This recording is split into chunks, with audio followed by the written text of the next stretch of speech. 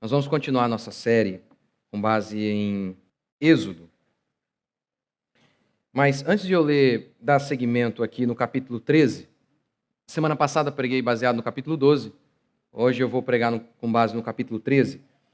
Mas eu quero só citar um texto que está lá em Neemias, que eu acredito que tem a ver com esse acumulado de pregações que eu tenho feito. E o nome da pregação de hoje já está ali?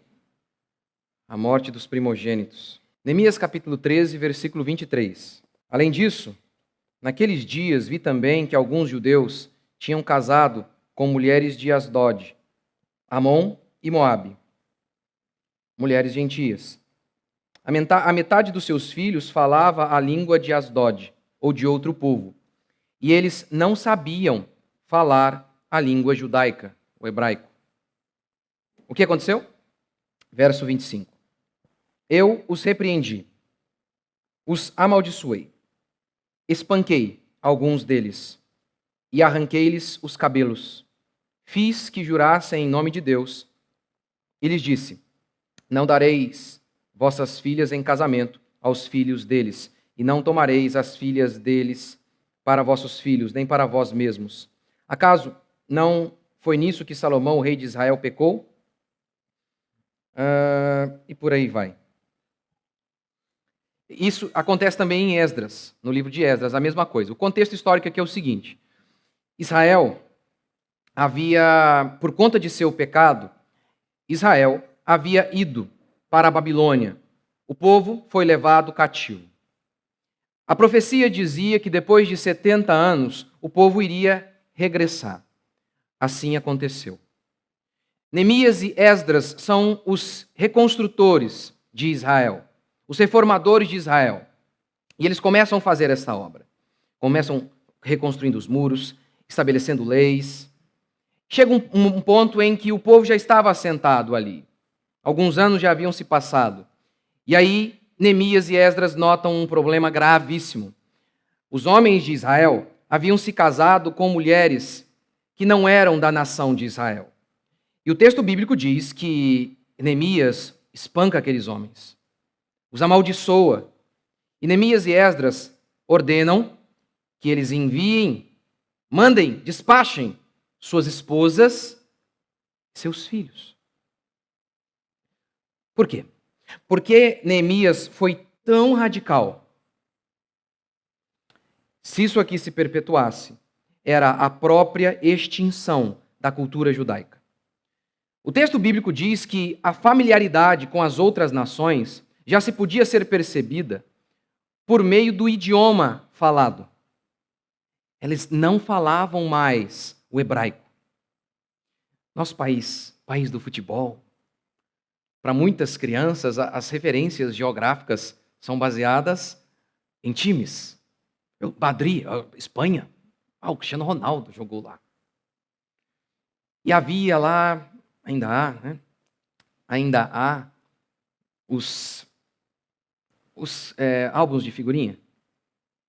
E havia muitos países, são quantos? 32 na Copa, não lembro. E aí você tem ali para a identificação de cada nação. Como nós identificamos uma nação? Papel moeda. Qual é a moeda do país? A capital do país. Mas uma das primeiras descrições é o idioma. Estava lá no álbum, está em qualquer lugar para descrever um país. Idioma. A identidade daquele povo com certeza estava ali. Era a extinção de Israel, se aquilo se perpetuasse. As coisas que eu tenho falado aqui ao longo destes domingos, ao longo desses cultos, essas pregações baseadas no livro de Êxodo, eu sei são radicais. Mas não porque eu sou radical. Nós nos acostumamos a ouvir que a grama é rosa a vida inteira. A vida inteira. Então, quando alguém diz, ela é verde, há de imediato um choque. E a pregação do Evangelho, ela sempre é um baita de um confronto à cultura vigente. Sempre é. Sempre é. O que eu tenho falado muito aqui, baseado no livro de Êxodo, é sobre família, porque aqui, um dos temas principais do livro de Êxodo é a formação de Israel.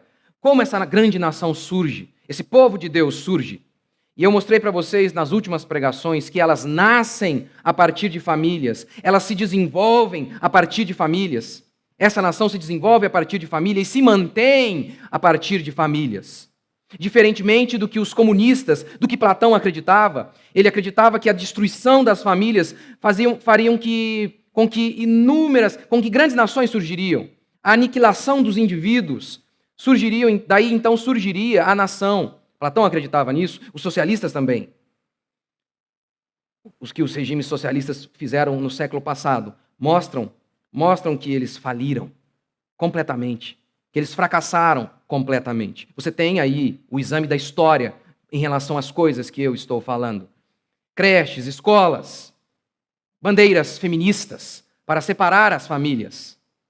E aí então, hoje, há muitos pais cristãos, mas seus filhos não falam o idioma deles, da fé deles, porque essas crianças estão sendo doutrinadas, ensinadas por pessoas pagãs.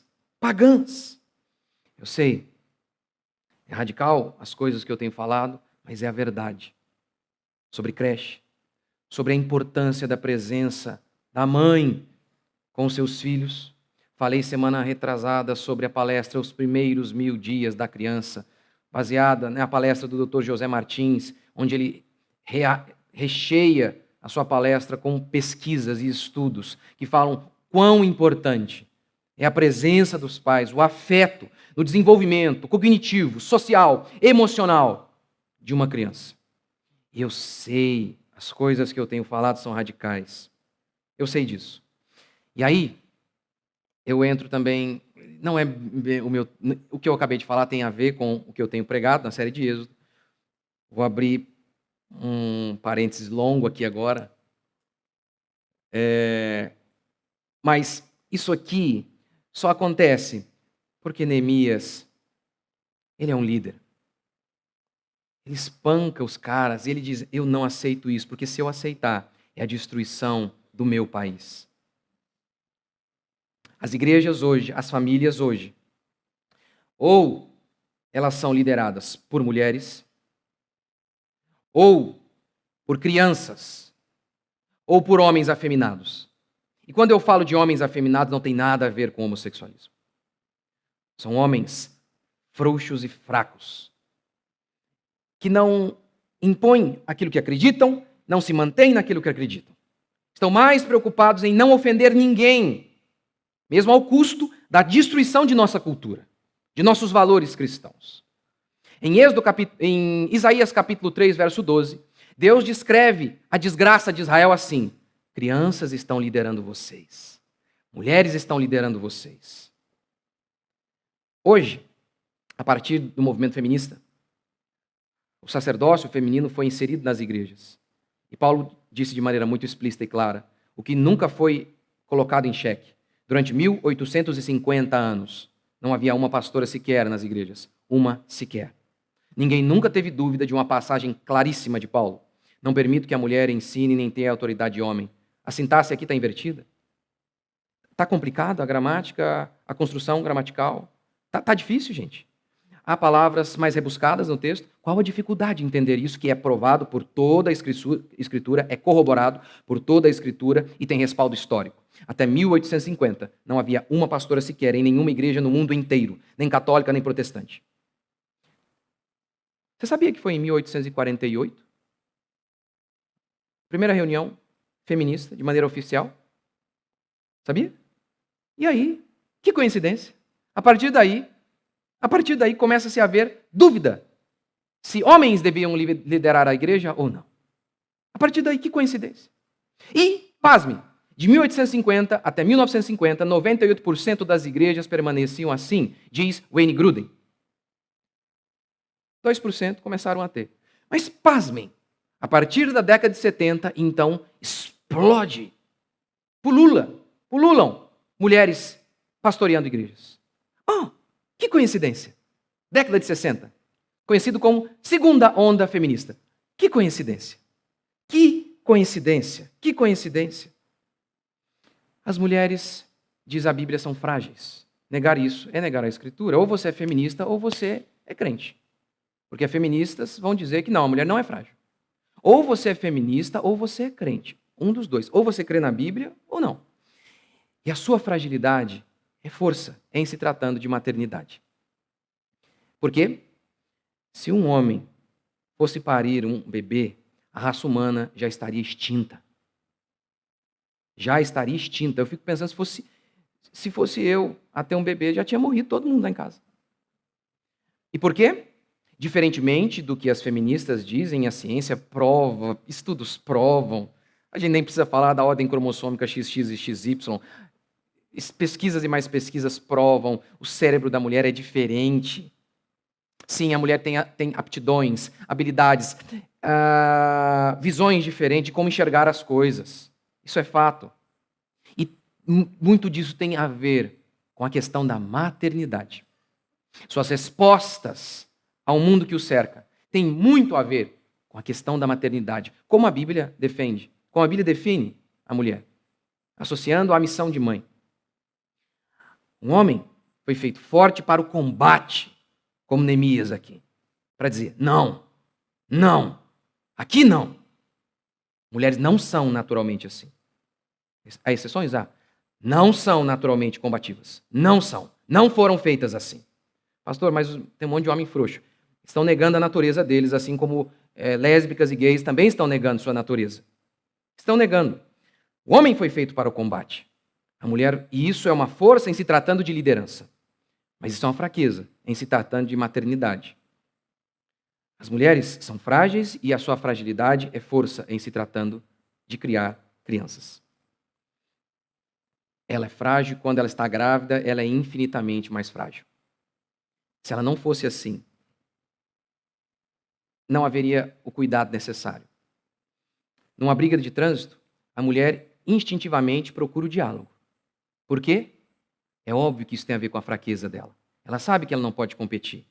Então é claro que ela responde diferente. O homem acha que dá conta, então ele tenta combater.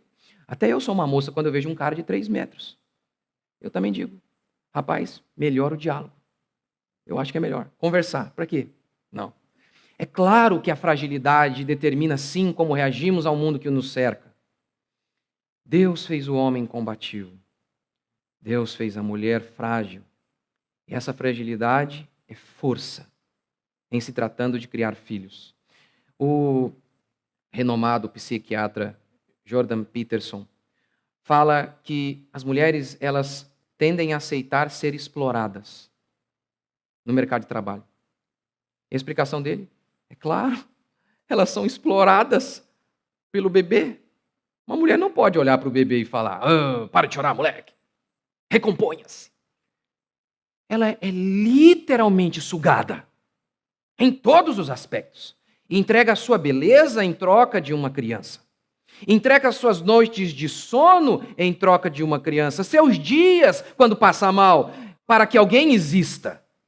Ela é literalmente explorada. E aí ele diz, elas tendem a no trabalho não ser tão combativas. É engraçado, não sei se você lembra, eu preguei disso há algum tempo aqui. E aí o irmão ouviu a pregação na segunda.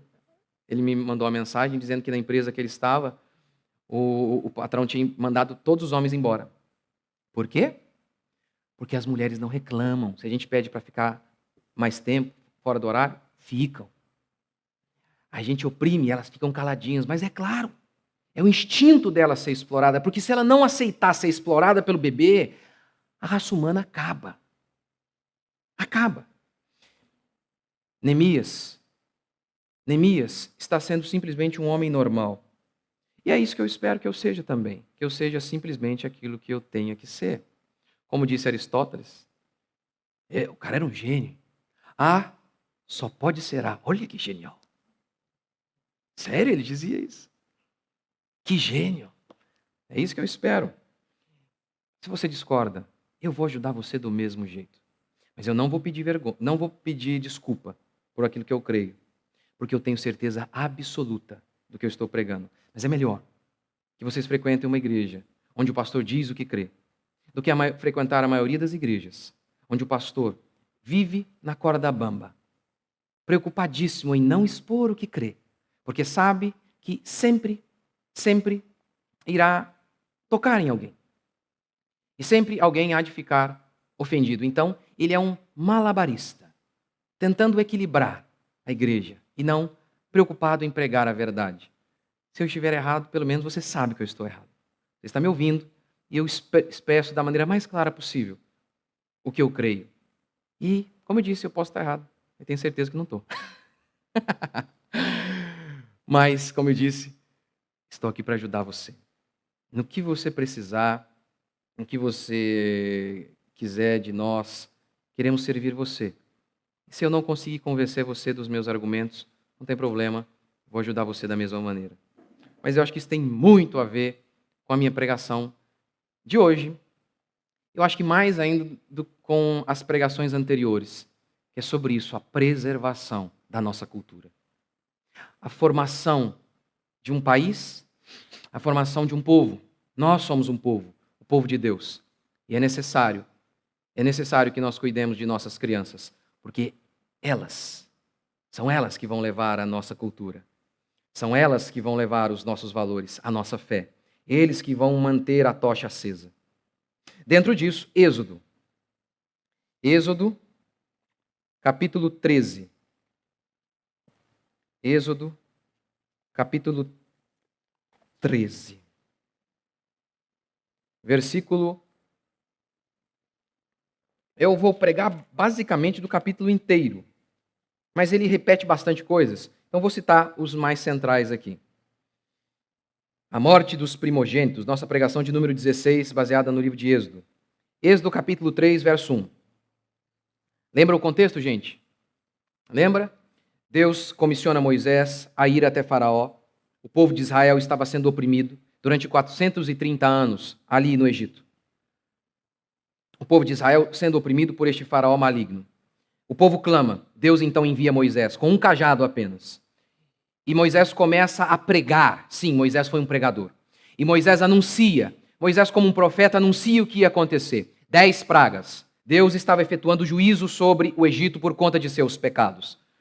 E aí então nós chegamos aqui à 10ª praga, que era a morte do primogênito. Ou seja, a morte do filho mais velho. Onde não houvesse fé na pregação de Moisés. Porque Moisés havia anunciado, aquele que crer que há um cordeiro, que há de vir o Messias para nos salvar, este há de pegar um cordeiro, matar este cordeiro e pegar o sangue dele, passar nos batentes das portas. De maneira que, quando o anjo da morte vier, ele, ao ver o sangue, ele vai Páscoa.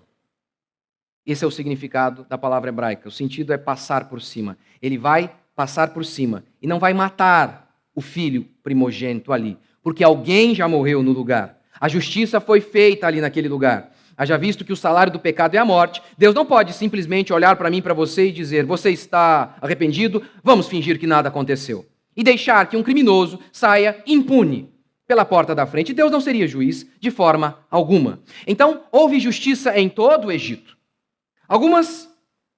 Alguns juízos foram efetuados na casa dos egípcios, lá dentro, matando-se os filhos. Em todas as casas de Israel também houve morte. Mas porque houve fé. A morte foi de um animal e não do filho primogênito. Esse é o contexto. E a gente chega aqui, então, no momento em que Israel vai realmente ter o seu êxodo. É aqui que, de fato, a nação surge. É aqui que, de maneira oficial, é declarada a independência de Israel. Êxodo capítulo 13. Vamos ler. Verso 1. O Senhor falou a Moisés, consagra-me todo primogênito, todo primeiro a sair do ventre de sua mãe, entre os israelitas, tanto homens como animais, porque será meu. Verso 8.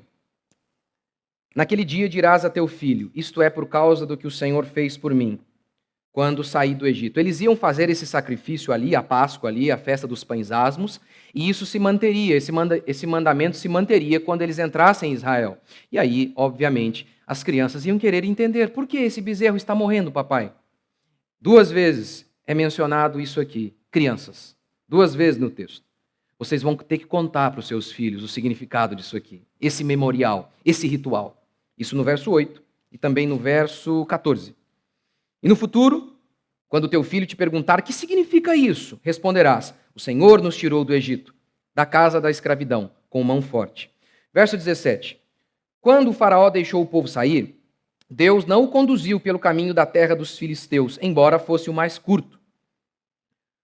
Pois disse, para que caso enfrente guerra, o povo não se arrependa e volte para o Egito.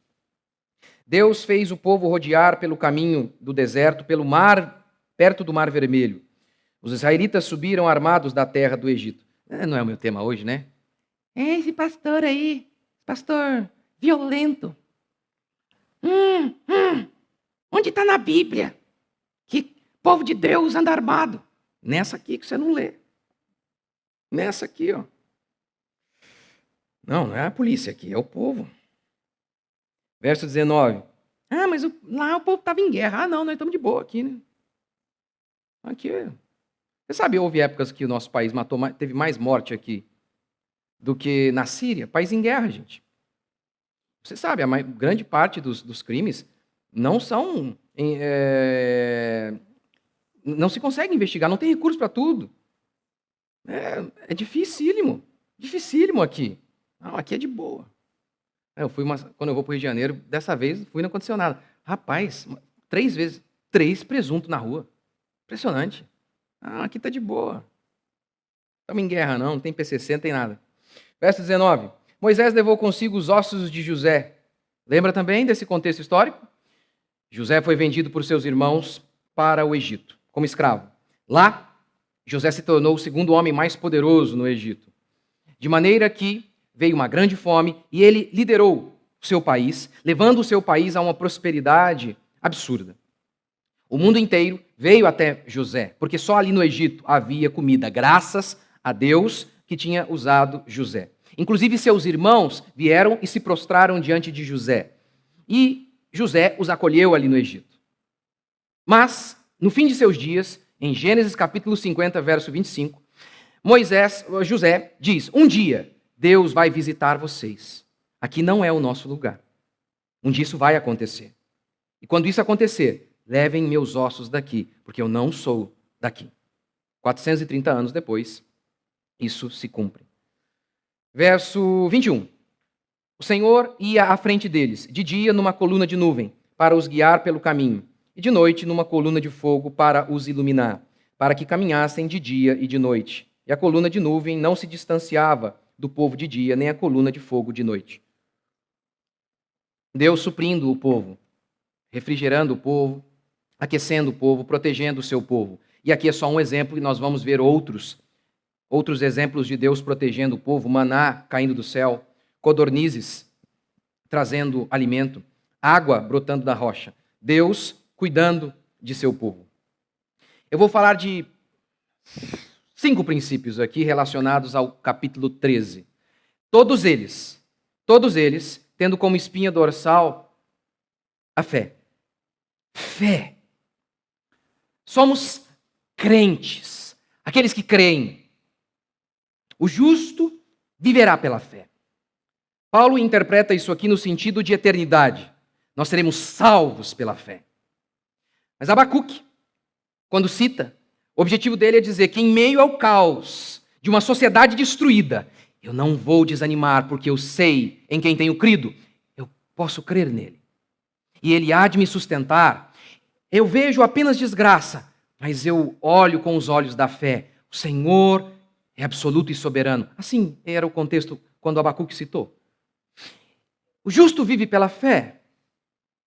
A gente tem uma vida abundante no sentido de justiça, alegria, amor e paz. No instante em que temos fé, o salmista declara, por que estás abatido, ó minha alma? E ele então responde para si mesmo, espera, tem fé, tenha fé, creia, e o abatimento vai embora.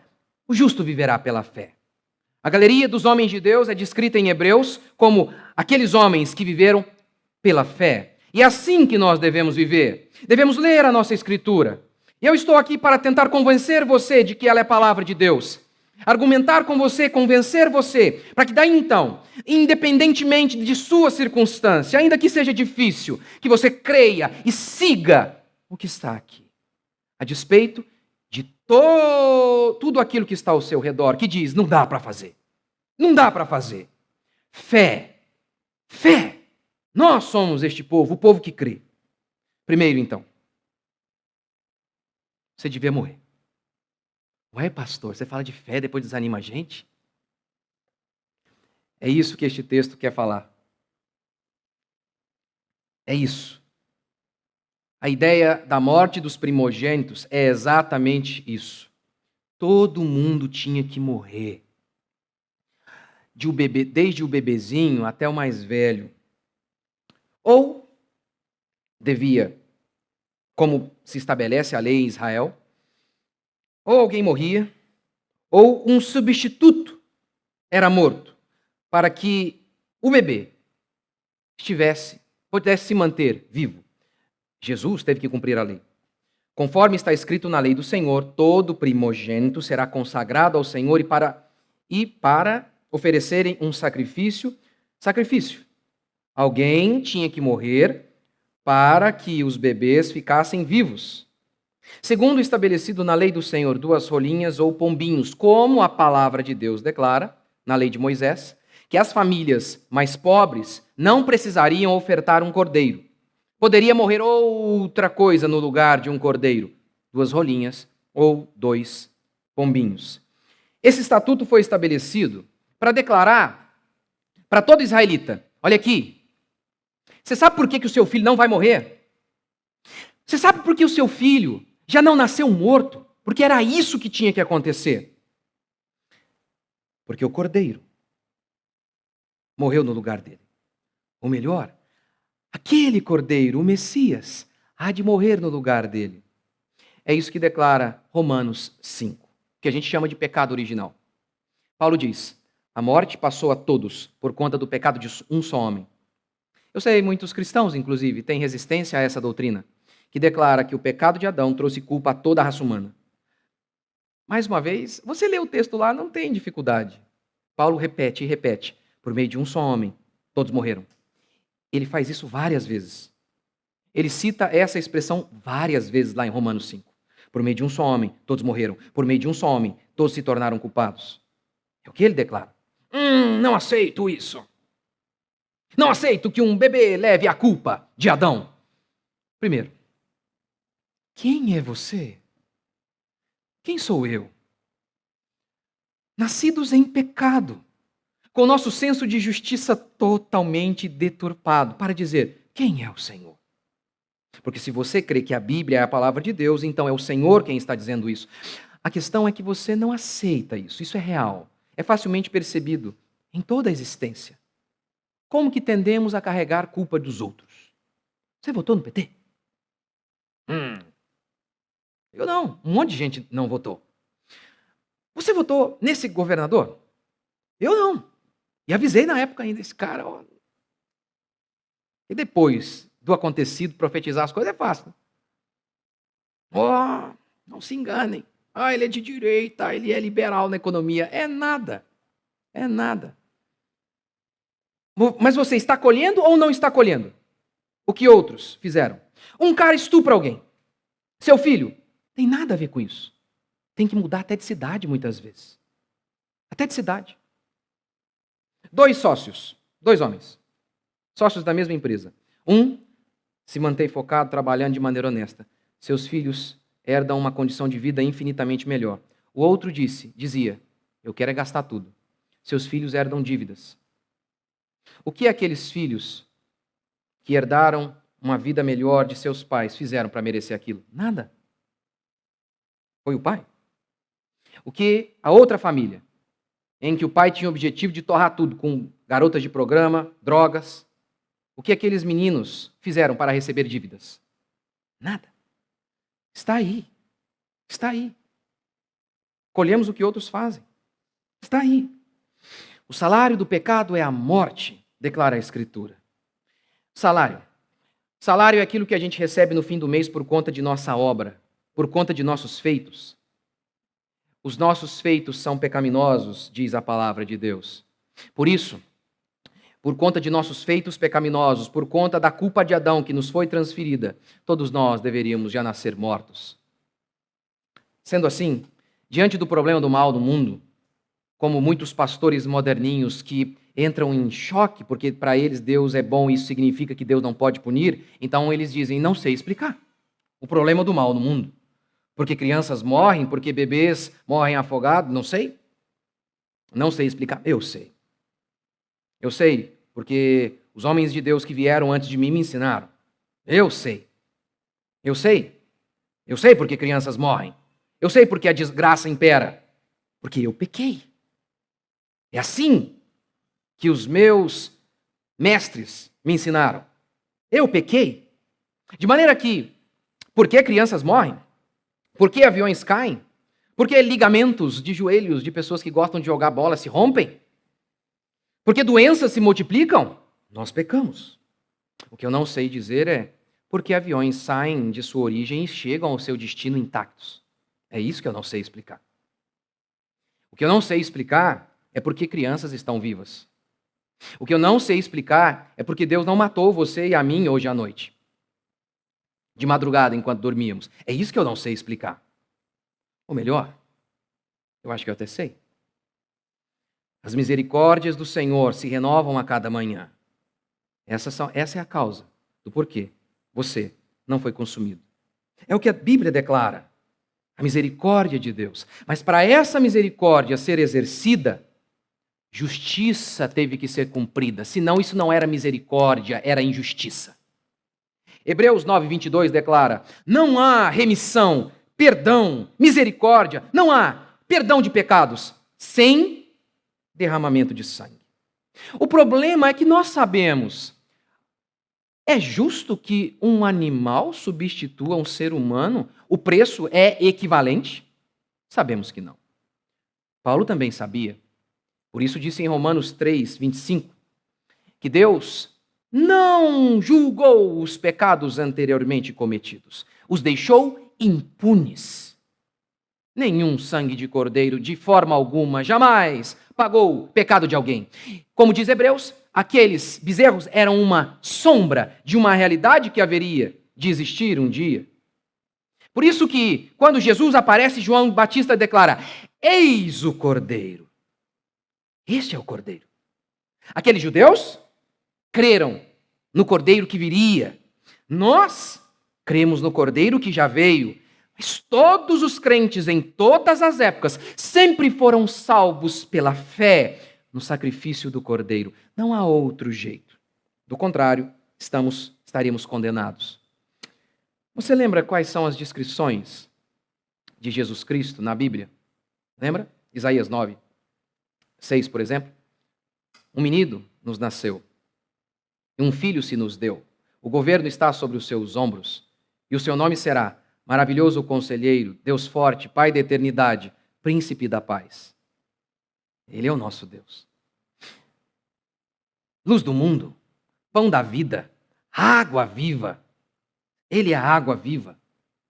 Mas a outra descrição, Colossenses 1:15. Ele é a imagem do Deus invisível, o primogênito sobre toda a criação. É justo, então? É justo que o primogênito morra no meu e no seu lugar. Ele é aquele que cumpriu a justiça de Deus para que você não fosse morto, hoje mesmo. Ele se sacrificou para que você tivesse vida. Do contrário, todos nós, sem exceção, deveríamos estar mortos. Segundo, rituais e a história. Rituais e a história. Êxodo 13:8 declara, você vai ensinar isso para o seu filho, sobre esse ritual. Isso aqui servirá de memorial. Êxodo 13:14, mais uma vez, 2 vezes, no mesmo texto, 2 vezes. Ora, em qualquer recurso literário, você sabe. Olha, quem faz isso está querendo enfatizar alguma coisa. Preste atenção, gente. Analise o que eu estou falando. Lembrem-se da importância de ensinar seus filhos sobre isso aqui, sobre como nós nascemos como nação, por meio do sacrifício do primogênito. Ora, Jesus, no dia da Páscoa, estabelece a ceia.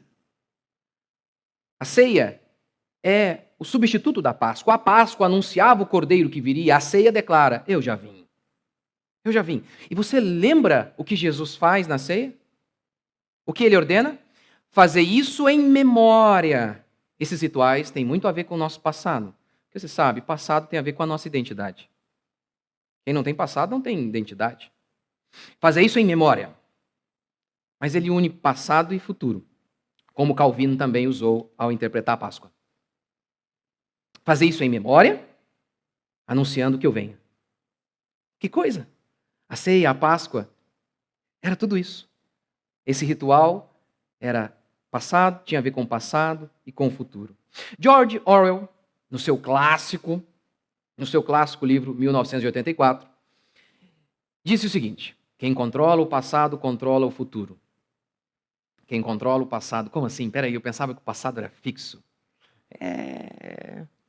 Os eventos que aconteceram, mas as interpretações podem mudar tudo. Quem controla o passado controla o futuro. Por que ditadores gostam de têm essa tara de controlar a história, de querer reescrever a história? Por que isso é tão importante? Porque ela confere identidade e chancela visões de mundo. Vou dar um exemplo. Nosso país. Tiradentes. O nosso país, ele totalmente monárquico. E você sabe, Tiradentes morreu na Inconfidência Mineira, os mineiros revoltados com o pagamento de 1/5. É daí que vem 1/5 dos infernos. Já expliquei para vocês aqui, né? 1/5. E hoje é na República que a gente está bem, né? Pagando, dando quase a alma de imposto. Mas ok. Tiradentes, ele nem era um líder proeminente. Alguém dedurou, dedo duro, e eles foram sentenciados e condenados à morte, todos. Mas aí, como dizem, né, a corda costuma estourar no lado mais fraco. Pegaram Tiradentes, picotaram o rapaz, palharam, mas ele não era um líder proeminente e isso foi abafado, esquecido. O nosso país, apesar de ter algumas revoluções republicanas, né, monarquia, governo de rei, república, o presidencialismo, o voto, apesar de ter existido algumas manifestações republicanas, apesar de a Inconfidência Mineira nem ser, como se ensina por aí, era um movimento separatista. Eles queriam ter uma república mineira, uai. Entendeu? Separar Minas, né, Ala? Separar Minas do Brasil, gente. E aí, pior que tem hora que eu chego lá também não entendo mesmo, não. Que eles falam, é outro idioma isso aqui. Não estou entendendo nada. Era isso. Mas, enfim. Houve vários movimentos, a Farroupilha, Revolução Pernambucana e por aí vai. Mas, no todo, o país não foi republicano. Tanto é que os próprios republicanos foram sempre um fracasso nas eleições para os cargos políticos. Sempre foram, sempre foram. Mas, olha que coisa engraçada. Em 1889, acontece o golpe militar, isso não há dúvida alguma, essa é a interpretação correta. Acontece o golpe militar e a república ela é estabelecida. De maneira oficial, em 1870, existe, é redigido o primeiro manifesto republicano mesmo no Brasil. E em 1889, acontece o golpe da república e se estabelece a república. Logo em seguida, sabe o que acontece? Se estabelece o feriado de Tiradentes. E aí é interessante, você já viu a foto do Tiradentes, a imagem? Tem aquela famosa, né, ele todo picotado lá, esquartejado. Você não notou a semelhança com Jesus? Não notou? Foi de propósito. Ele morreu careca para começo de conversa. Tem nada a ver com aquilo ali. Entendeu? O que está acontecendo? Por que reescrever a história? Por quê? Para dizer, tá vendo, gente? Está aqui, ó. A gente sempre foi republicano. Era um anseio de toda a nação. De toda a nação. Aqui, ó. Olha aqui o mártir. Ele que sonhou tanto por isso aqui. Aí, tá aí. É o que... Essa é uma interpretação. Ainda que você discorde, não, eu acho que o Brasil era republicano já, sempre foi. De qualquer maneira, está aqui a importância de se ter um ícone do passado para se chancelar uma visão agora de mundo, para conferir identidade a alguém. Isso é sem sombra de dúvida. Agora, isso é um fato. Nós, graças a Deus, não precisamos inventar nada. Não precisamos. E estes rituais, a cruz, a ceia, como nós vamos ter hoje, o que isso tem a ver conosco e por que esses rituais são importantes? Como era o caso lá da Páscoa? Seus filhos vão perguntar: papai, por que o cordeiro está morrendo aqui agora? Por que o cordeiro está sendo morto? E o pai lhe responderia, como Deus o instruiu ali: porque um dia, meu filho, nós estávamos desamparados, largados, sem ninguém, sem que ninguém ouvisse a nossa voz. E aí oramos a Deus e Deus enviou Moisés. Só com um cajado. E só com um cajado ele nos salvou. Papai, ok, entendi. Entendi que vocês eram oprimidos por Faraó e Deus enviou Moisés. Assim a nação surgiu. O que isso tem a ver, o surgimento de uma nação, papai, com o cordeiro morrendo? O cordeiro eu ainda não entendi? Explique-me. É o seguinte, meu filho. Para nos salvar de Faraó, Deus enviou Moisés. Para nos salvar de nossos pecados, Deus enviou o cordeiro.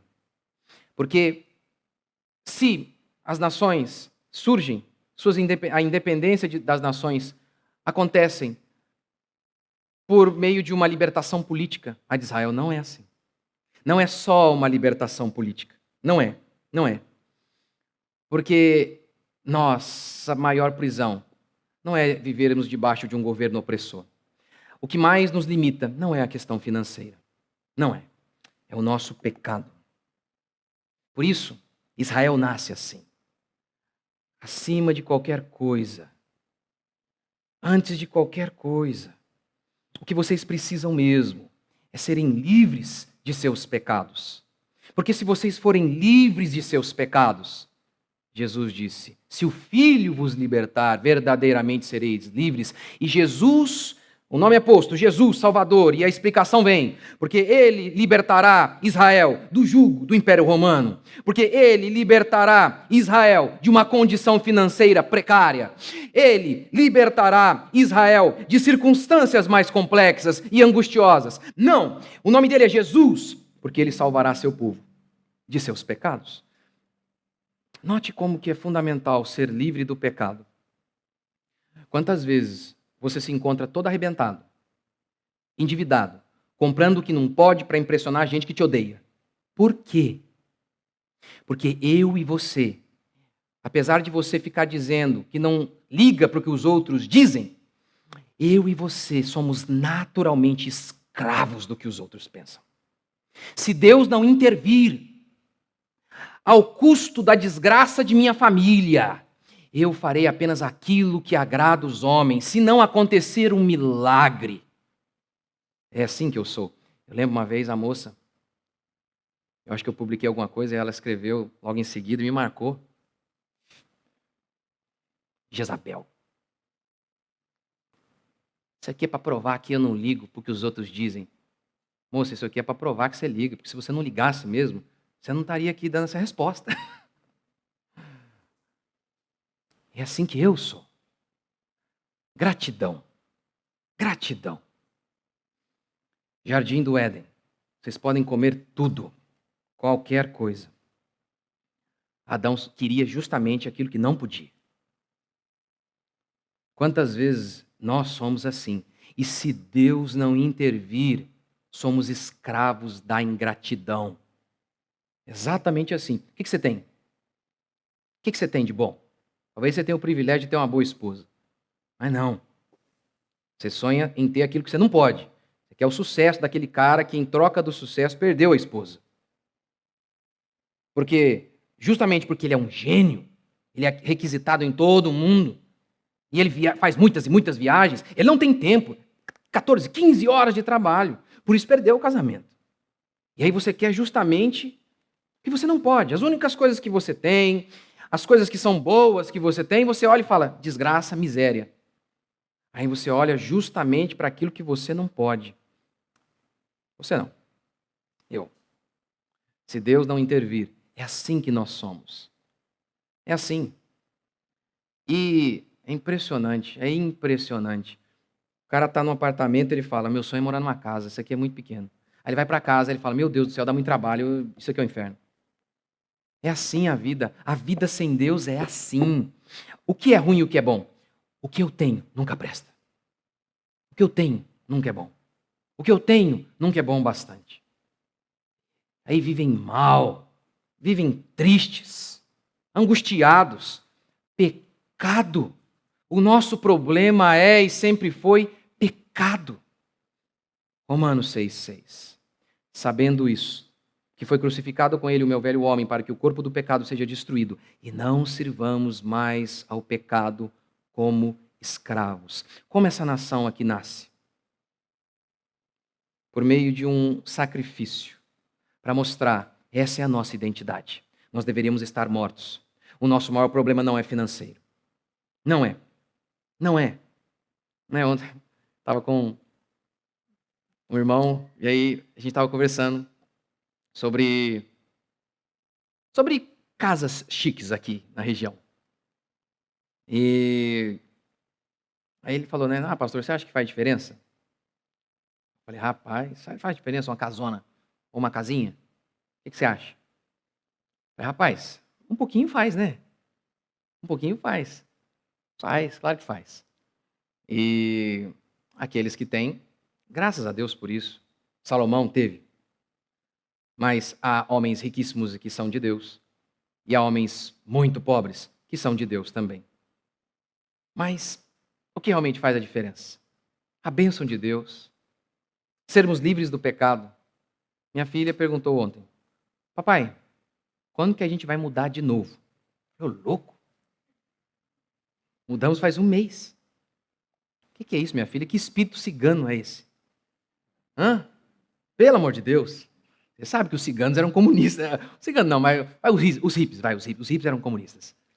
Nômades. Pelo amor de Deus, filha, não brinca com isso.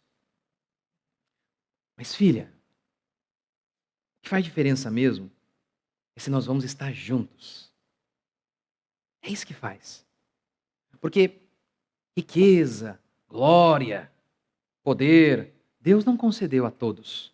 Mas amor, justiça, sim. O problema é que o pecado não deixa que você veja isso. Não deixa. O pecado não deixa. É só quando nós temos a bênção de Deus, quando somos livres do pecado, que podemos ter uma vida abundante. Por isso, com certeza, não há nada mais importante do que a nossa redenção. O fato de que Deus nos tornou livres. É assim que Israel surge. Terceiro, essa é a nossa identidade. Um caminho sem volta. No verso 17, quando Faraó deixou o povo sair, Deus não o conduziu pelo caminho da terra dos filisteus, embora fosse o mais curto, pois disse, para que caso enfrente guerra, o povo não se arrependa e volte para o Egito. Provavelmente o sentido aqui é guerra com os filisteus. É o que me parece fazer sentido, porque estão ali, viram que o negócio estava feio, vamos voltar para o Egito. Mas diz o texto que Deus falou, não vou enviar o povo por esse caminho mais curto aí. Vou enviar vou enviar o povo por um caminho mais longo. Mas é um caminho sem volta. É um caminho que eles vão se deparar com o Mar Vermelho de um lado e o exército de Faraó do outro. Não vai ter saída. Não vai ter saída. Deus costuma fazer isso conosco. Nos colocar em circunstâncias onde você olha para um lado, não tem ajuda, você olha para o outro, não tem esperança, você tem que olhar para cima. Você tem que crer no milagre. Você tem que esperar a intervenção divina. Que Deus faça alguma coisa. Deus fez isso com Gideão, Deus fez isso com Paulo. Deus faz isso comigo, Deus faz isso com você. O problema é que, às vezes, nós nos vemos em circunstâncias dificílimas, impossíveis de se mudar naturalmente, e a gente acha que isso é um sinal de que a gente tem que desistir. Nem sempre. Talvez é só um sinal de que você tenha que ter fé. De erguer as mãos e falar, Deus, eu preciso que o Senhor faça um milagre. Um milagre. Quarto, não somos deste mundo. Êxodo 3,19, o texto declara que o povo levou os ossos de José. Porque José havia dito, Deus vai visitar vocês. Isso vai acontecer. Fé. Fé. Fé. Mais uma vez, citando Calvino, citando um dos comentaristas de Êxodo, a exegese de Calvino é impressionante, como uma lembrança de libertação passada e nutrição para a redenção futura. A Páscoa foi isso, a ceia é isso. A ceia é isso. Fé, essa crença na vinda de Deus, que Deus há de vir, há de intervir, há de regressar, de nos salvar. Essa crença, é isso que a ceia representa. Era isso que a Páscoa dizia também. Era isso. Essa crença também levou o povo ao desapego pelo mundo. Como diria John Piper, só presta para esta vida aqueles que estão radicalmente comprometidos com aquela vida. Essa crença no amanhã, na certeza de que Deus há de vir, tanto para José quanto para nós, gera um desapego em relação a este mundo. Pensa nisso, gente. Pense nisso. Pense nisso. José é uma das histórias mais fantásticas e de sucesso que a gente pode imaginar. É coisa de filme. Seus irmãos o vendem como escravo. Chegando lá, tudo que ele faz prospera, porque ele é bom e a bênção de Deus é sobre ele. Ele é inteligente e a bênção de Deus é sobre ele. Ele é trabalhador e a bênção de Deus é sobre ele. Mas tudo dá errado. Ele começa a prosperar. E aí então, a Nájila, né? Acusa o José, o Neymar, de estupro. Tentou abusar de mim. O rapaz vai para a cadeia. Lá na cadeia, ele ajuda pessoas. Conselheiros do rei, copeiros do rei, pessoas da corte estavam presas ali. E José revela o sonho daquelas pessoas saem dali e José lhes adverte, não se esqueçam de mim. Eles se esquecem. Tudo dando errado, sua família o entrega, uma Jezabel da vida aparece, arruína a vida do cara. Do nada, rapidamente, do dia para a noite, de um bandido, de um preso, alçado agora à posição de o segundo homem mais importante do reino, José do Egito. Aí então, seus sonhos de infância se cumprem, seus irmãos se aproximam dele, se ajoelham diante dele. José é um homem que tem poder. Foi através de José que o Egito enriqueceu. O rei viu isso. Pôs José para administrar tudo. Tinha poder, tinha status, tinha nome, tinha glória, tinha tudo no Egito. Tudo. Quem num lugar desse, de tamanho êxito como José teve no Egito, quem não quer ficar ali? José não queria. Eu quero ir embora. E um dia nós vamos. O que José está dizendo é o seguinte: não importa quão próspero você venha a ser nesta terra, você não é daqui. Nós não somos daqui. Não somos. Somos de Deus. Somos de Deus. Não somos iguais a este mundo. Não nos vestimos, não devemos nos vestir como os homens deste mundo se vestem. Ou como as mulheres. Não negociamos como eles negociam. Não pensamos e valorizamos as mesmas coisas que eles valorizam. Homens deste mundo sonham com casa. Nós sonhamos com crianças. Homens deste mundo sonham com posição, com nome, com status, com diploma. Nós sonhamos com conhecimento verdadeiro e real. Eles não ligam se eles se tornarem uma topeira, desde que tenham um diploma, desde que aniquilem sua mente ali. Mas vendem a alma, vendem qualquer coisa por nome de um status, por conta de um status. Nós não, nós queremos conhecimento. É assim que os homens de Deus são. Valorizamos outras coisas. Este mundo valoriza acima de tudo beleza. Nada contra a beleza, é uma maravilha. Mas este mundo pesa na balança. Vou ter mais um filho e vou engordar. E tem que engordar. A Débora Seco postou uma vez uma foto antes, durante e depois da gravidez. Antes, barriga chapada. Durante a gravidez, barrigão. 15 dias depois, barriga chapada. E aí você vai e fica olhando essas mulheres e fala, que mulher egoísta, que mulher medíocre. A mulher, ela ganha peso. Isso é energia para a criança. É um prejuízo enorme o que essa mulher fez para seu filho. Mas que mulher! Por isso não querem ter filhos. Não tem como. 1, 2, 3 filhos, meu amigo. O corpo tem algumas mudanças. Muitos homens não querem. Homens não querem. Valorizam acima de tudo. Acima de tudo. Beleza. Tem dia que lá em casa é feio. O negócio é feio. É pesado. Bem pesado. Os filhos fazem coisas horríveis. E aí a gente tem que repreender. De maneira pesada também. Mas é sempre muito triste. Fiz, faria de novo. Mas sempre é pesado. Mas aí, mesmo nesses dias pesados, a gente conversa, né? Conversa bastante. No final, a gente pede perdão mutuamente, porque eu sei que eu erro também. E geralmente a gente ainda acaba chorando juntos. Todos nós. A família é algo tão espetacular, onde há o temor de Deus, mesmo que não haja tanto dinheiro. Até os dias ruins nos unem. Até os dias pesados são leves. Mas os homens deste mundo não valorizam isso. Eles não estão muito preocupados. Valorizam outras coisas. Nós não somos deste mundo. Nós não somos daqui. E quinto e último princípio, Deus cuida de seu povo. Êxodo 13, 21, a coluna de Deus ali, protegendo o povo de manhã, de tarde e de noite, aquecendo, confortando o povo. E o cuidado de Deus, a providência divina em toda a caminhada daquele povo até a Canaã. O deserto deles é a nossa existência hoje. Até a nossa Canaã celestial, até a nossa Jerusalém. Deus cuidando. Codornizes, água da rocha, maná que desce do céu. Milagre.